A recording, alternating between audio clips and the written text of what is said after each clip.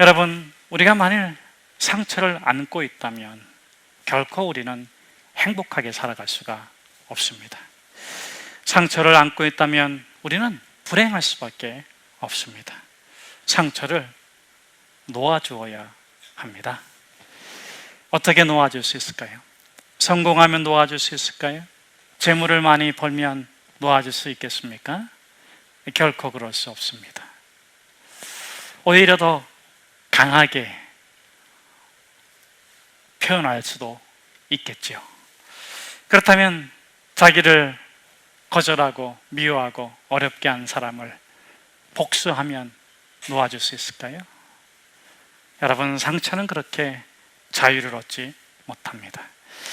그렇다면 나는 상처 없어, 나는 불행하지 않아, 나는 아픔이 없어, 외면하면서 살면은 상처를 놓아줄 수 있을까요? 우리가 경험한 것처럼 결코 그렇게 상처를 풀어줄 수가 없습니다. 여러분, 상처를 놓아주는 유일한 방법은 용서입니다. 용서란 무엇인가? 그릇된 행위를 한 누군가에 대한 의무감이나 부담감으로부터 자유롭게 해주는 행위이다. 이것이 용서에 대한 스탠리의 정의이죠. 내가 나에게, 우리가 우리에게 그릇된 행위를 해서 상처를 준 그 대상에 대한 내 마음속의 부담감, 내가 무엇을 해야 돼? 내가 어떻게 해야 돼? 내가 이렇게 억울하게 분하게 살 수는 없어. 그런 거에 대한 어떤 의무감, 무엇을 내가 해야 된다는 그 부담감과 의무감으로부터 자유로워지는 행위가 용서인 것입니다. 팀 켈러 목사님에게 가출 소년이 찾아왔습니다. 분노하고 화를 내면서 그는 이렇게 말을 합니다. 나는 이제부터 아버지가 하지 말라는 것은 할 거예요. 그리고 아버지가 원하는 것은 결코 안 할 거예요. 나는 아버지로부터 이제 자유하고 나는 이제 더 이상 아버지로부터 구속받지 않아요. 나는 이제 아버지가 하라는 것은 절대 안 하고 아버지가 하지 말라는 것은 할 거예요. 그 말을 들으면서 팀 켈러 목사님은 그 소년에게 이렇게 얘기합니다. 너는 아버지를 떠났는데 떠나지 못했구나. 너는 지금 아버지에게 지배받고 조종당하는 아버지의 노예처럼 하려는 거야.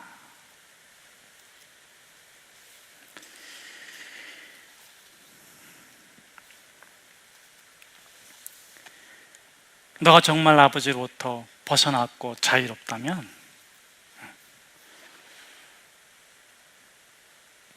너 스스로가 인격적인 독립체로 살아가려고 한다면 너는 너 다음을 나타내야 돼. 아버지가 하지 말라고 하는 것은 하고 아버지가 하라고 하는 것은 안 한다는 것은 아버지에게 지배받고 조종받고 있는 거야. 여러분, 용서란 무엇입니까? 용서란 대상으로부터 벗어나는 것이 아니라 상처로부터 벗어나는 거예요. 이 가출 소년은 대상으로부터는 벗어났지만 상처로부터는 벗어나지 못했기 때문에 그 대상에 대한 증오, 미움으로 인해서 오히려 그 대상의 조정을 받고 있는 것이 아니겠습니까? 내가 자유롭다, 내가 독립됐다, 내가 나로서의 삶을 산다, 그랬을 때는 내 안의 상처로부터 내가 자유한 것입니다. 그러나 내가 대상으로부터 벗어났다 할지라도 내 안의 상처로부터 자유하지 못한다면 어쩌면 우리는 물리적으로는 벗어났을지라도 정신적으로, 내면적으로는 여전히 상처에 지배받고 그 대상에 지배받는 삶을 사는 것은 아니겠습니까? 그렇다면 어떻게 우리가 대상으로부터 벗어날 뿐만 아니라 상처로부터 자유로울 수 있을까요? 토크쇼의 여왕으로 알려진 오프라 윈프리는 사생아로 태어났습니다. 할머니 밑에서 자란 그녀가 14살 되었을 때 사촌 오빠로부터 성폭행을 당합니다. 그리고 사생아를 낳습니다. 미혼모로서 아기를 낳는데 그 아기가 2주 후에 죽습니다. 20살이 되었을 때 그녀는 남자친구를 좋아했고 그 남자친구로부터 사랑받기 위해서 마약에 손을 대서 결국 중독자가 마약 사범까지 되었죠. 그녀의 인생은 그렇게 억울하게 당한 일로, 자신이 선택하지 않은 일로 말미암아서 깨지고 부서지고 망가져버리고 불행해져버리고 말았습니다. 여러분, 상처받은 사람의 특징이 뭔지 아십니까? 억울하다, 절망스럽다, 화가 난다. 그런데 이것이 용서하지 못한 사람의 특징과도 똑같습니다. 억울해, 억울해, 억울해. 이런 오프라 윈프리가 어떻게 그것으로부터, 그 아픔으로부터 벗어날 수 있었는가? 어느 날 그녀가 교회를 갔습니다. 그리고 하나님을 믿게 되었고 말씀을 읽고 기도하다가 어느 날 변화를 받았습니다. 사람들이 이렇게 조롱합니다. 너 사생아로 태어났지? 너 마약했지? 너 사생아를 낳았지? 그러면 그녀가 이렇게 대답했다 그래요? 그렇습니다. 그 사람이 오프라 윈프리입니다. 그러나 내 안에 예수 그리스도가 계십니다. 그분은 위대하십니다.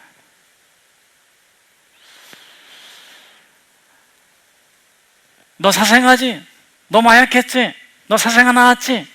그렇습니다. 그 사람이 납니다. 그런데 내 안에 예수 그리스도가 계십니다. 그분은 위대하십니다. 여러분, 오프라 윈프리는 예수 그리스도의 위대한 걸작품으로서 자신의 삶을 빚어가게 됩니다. 무엇을 통해서? 용서의 경험을 통해서. 용서란 무엇입니까?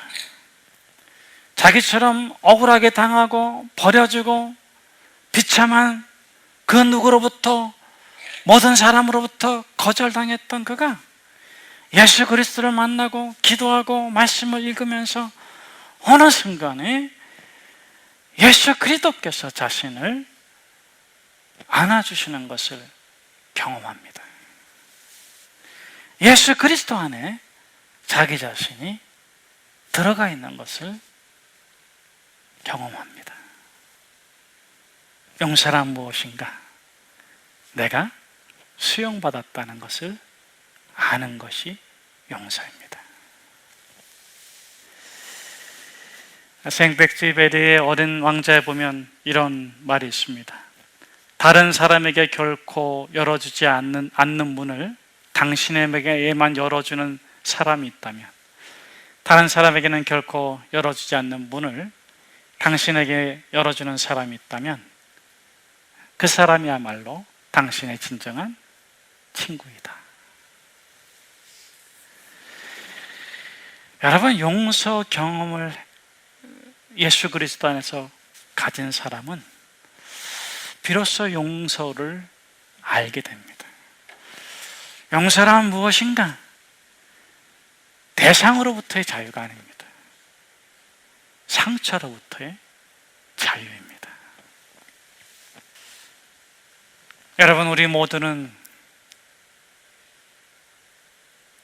하나님의 작품으로 평범 이상의 삶을 원합니다. 그렇게 살고 싶어 합니다. 가치 있게 살고 싶어 하고, 의미 있게 살고 싶어 하고, 아름답게 살고 싶어 하고, 위대하게 살고 싶어 해요. 그럼 어떻게 그것이 가능할 수 있는가? 오늘 본문에서 예수님은 두 가지를 말씀해 주고 있습니다. 첫째, 평범 이상의 삶을 살기를 원한다면 당신의 삶은 평범한 것에서부터 시작되어야 합니다. 11절 말씀이죠. 오늘 우리에게 일용할 양식을 주옵시고. 여러분, 왜 예수님께서 날마다 이것을 기도하라고 우리에게 주기도문으로 주신 걸까요? 사실 우리가 이 일용할 양식에 만족하고 행복할 수 있다면, 우리에게 주어진 평범한 것에 감사하고 기뻐할 수 있다면, 우리는 비로소 그 평범성 속에서 위대함으로 나아갈 수 있습니다. 그러나 우리가 일용할 양식에 만족할 수 없다면, 끊임없이 지나치고 끊임없이 놀랍고 끊임없이 무엇인가 더 큰 것을 기대하고 바라고 그걸 원한다면 결코 우리는 행복할 수가 없습니다. 위대하게 살 수가 없습니다. 오히려 더 망가지는 불행한 삶의 연속이 되고, 억울한 삶의 연속이 되고, 세상은 늘 불공평하고 나를 돕지 않고 그런 불평 가운데 살아갈 수밖에 없습니다. 여러분, 보통 이상의 삶, 위대한 삶은 가장 평범한 것에서부터 시작됩니다. 그러므로 시편 131편에서 다윗은 이렇게 노래하고 있습니다. 이 131편은 참 아름다운 시편인데 여러분이 기회가 되면 암송하면 좋을 것 같습니다. 표제가 이렇게 되어 있습니다. 다윗의 시, 곧 성전에 올라가는 노래. 그 다음에 제목이 붙여져 있는데 제가 갖고 있는 성경에는 이렇게 붙여져 있습니다. 아이같이 복종함. 여러분, 우리가 아이 같은 마음을 갖고 사는 게 평범한 삶이에요. 그게 가장 아름답고 가장 기본적인 삶인데, 우리가 살아갈수록 받는 상처, 고통, 아픔 때문에 아이의 순수함, 아이의 그 깨끗함, 아이의 그 밝음을 잊어버리고 성질내고 화내고 절망하고 좌절하고 쓰게 독하게 살아가는 그런 삶에 익숙해져 버리고 말죠. 여러분, 우리가 아이가 돼야 돼요. 일용할 양식에 만족할 수 있는 아이, 그저 그것으로 인해서 기뻐할 수 있다면 아이와 같은 건데, 제가 한번 시편 131편을 읽어드리겠습니다. 여호와여, 내 마음이 교만하지 아니하고 내 눈이 오만하지 아니하오며 내가 큰 일과 감당하지 못할 놀라운 일을 하려고 힘쓰지 아니하나이다. 여러분, 우리는 얼마나 큰 일, 놀라운 일, 그런 걸 하려고 애쓰고 힘쓰고 그럽니까? 우리가 그렇게 크고 놀라운 일을 이루기 이전에 먼저 우리가 아이처럼 순수하게 내게 주어진 모든 것에 감사할 수 있다면, 일용할 양식에 기뻐할 수 있다면, 우리는 하나님의 주신 비전과 소명을 따라 우리의 꿈을 이루어 나가게 될 것입니다. 실로 내가 내 영혼으로 고요하고 평온하게 하기를 젖된 아이가 그의 어미 품에 있음 같게 하였나니 내 영혼이 젖된 아이와 같도다. 이것이 바로 일용할 양식에 만족하는 마음의 상태가 아니겠습니까? 두 번째로, 오늘 예수님께서 우리가 하나님의 위대한 걸작품으로 우리 자신을 아름답게 만들고 완성하며 살아가기 위해서 꼭 해야 될 것을 말씀해 주시는데, 그것이 바로 12절에 있는 말씀이죠. 우리가 우리에게 죄 지은 자를 사하여 준 것 같이 우리의 죄를 사하여 주옵시고. 제가 물어보면 여러분들이 어떻게 대답할까? 저한테는 묻지 마십시오. 저는 대답할 수 없는데. 여러분을 어렵게 한 사람 용서해 주셨나요? 오늘 본문에 나온 단어로 표현하면 여러분에게 죄 지은 사람 여러분 용서해 주셨습니까? 아니면 복수의 날을 칼을 갈면서 기다리고 있습니까? 그것이 직접적인 복수이든 간접적인 복수이든 두고 보자 하면서 칼을 갈고 있지는 않습니까?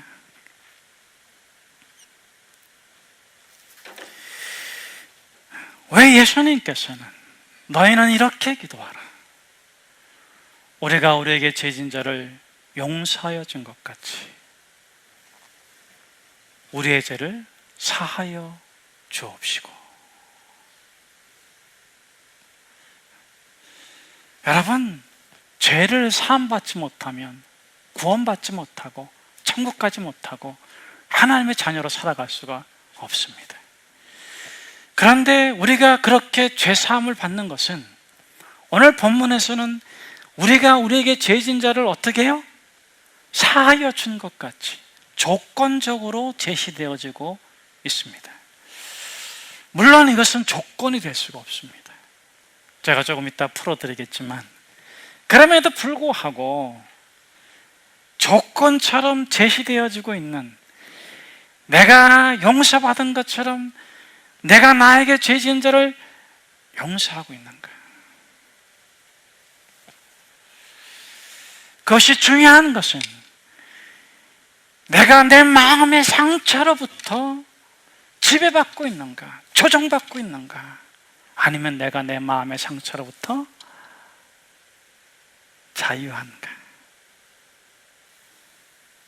우리가 우리에게 죄 지은 자를 사하여 준 것 같이 이렇게 되어 있는데, 이게 이제 헬라어로는 이제 완료 시제입니다. 우리가 그렇게 했으므로, 그것이 끝났으므로, 완료되었으므로 우리의 죄를 사하여 주옵소서 이렇게 기도하는 거죠. 그런데 이게 아람어로 보면은 이 아람어의 완료 시제는 동시적이랍니다. 조건적인 것이 아니라 동시적이고 순환적인 의미로 사용된다고 그래요. 그러니까 이것은 무엇이 전제되어 있는 거냐면, 너희가 하나님의 용서를 받은 자로서,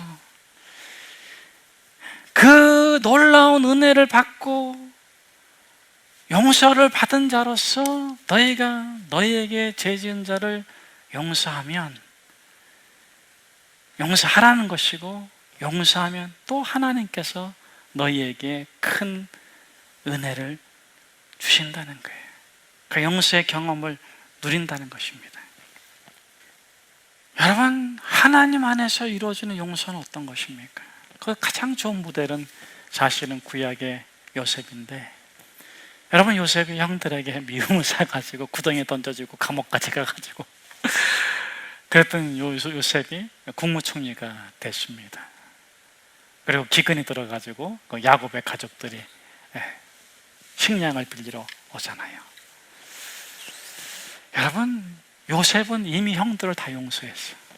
그 마음의 상처를 용서한 거예요. 그 상처가 없어요. 그것이, 그 상처가 요셉을 지배하지 않아. 하나님의 비전, 하나님의 말씀, 하나님의 임재가 요셉을 지배하고 이끌어 가잖아요. 그래서 요셉이 하나님의 꿈의 예언대로 국무총리도 되고. 근데 형들이 왔어. 형들인 걸 알았어. 그때 요셉이 어떻게 합니까? 다 요셉이에요. 형님들 다 용서했어요. 그러던가요? 그러질 않죠. 어떻게 하죠? 형들에게 회개할 기회를 줘. 자신들의 잘못을 직면할 기회를 줘.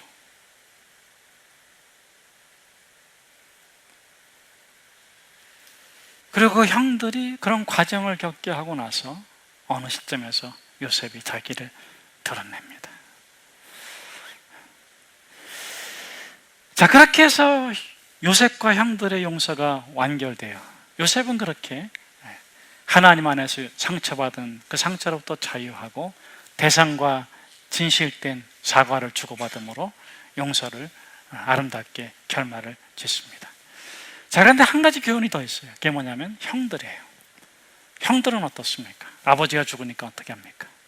요셉이 자기들을 해할까봐 두려워해요.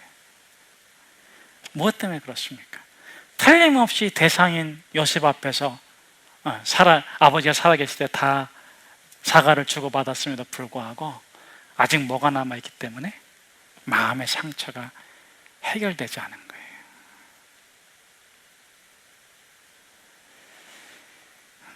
마음의 상처가 해결되지 않았기 때문에 아버지가 죽으니까 그와 같은 생각을 하고 두려워하고 불안해하는 것입니다. 그때 요셉이 엉엉 울면서 그러잖아요. 형님들.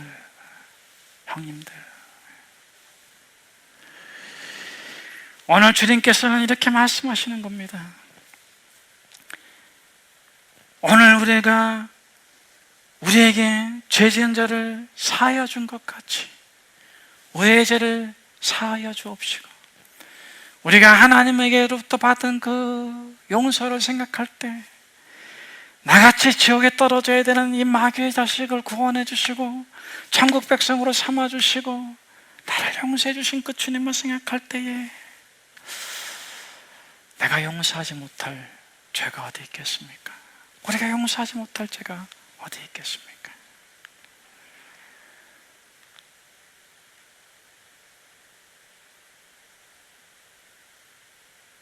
그럼에도 불구하고 우리는 1만 달란트 탕감을 받았음에도 불구하고 100데나리온 빚진 자의 멱살을 붙잡고 있는 우리의 모습을 종종 보게 되는 것입니다. 그러게 주님께서 말씀하십니다. 너 마음의 상처로부터 먼저 벗어나라. 너가 온전히 거룩해지고 온전히 용서받고 너가 온전히 구원받았음을 기억하고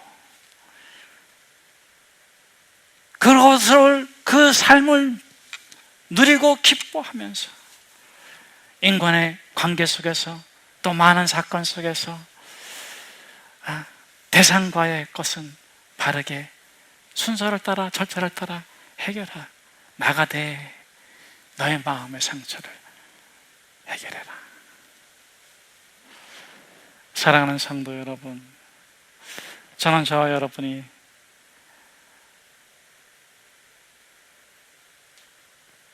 우리 주님의 품 안에 있는 하나님의 자녀인 것을 축복합니다. 그 영원한 자유를 마음껏 누립시다. 동시에 우리가 삶을 살아가면서 관계성 속에서 이루어진 많은 것들에 대해서 주께서 우리를 용서해 준 것처럼 우리가 그런 용서를 이루기 위해서 날마다 기도하시고 실천해 나가기를 축복합니다.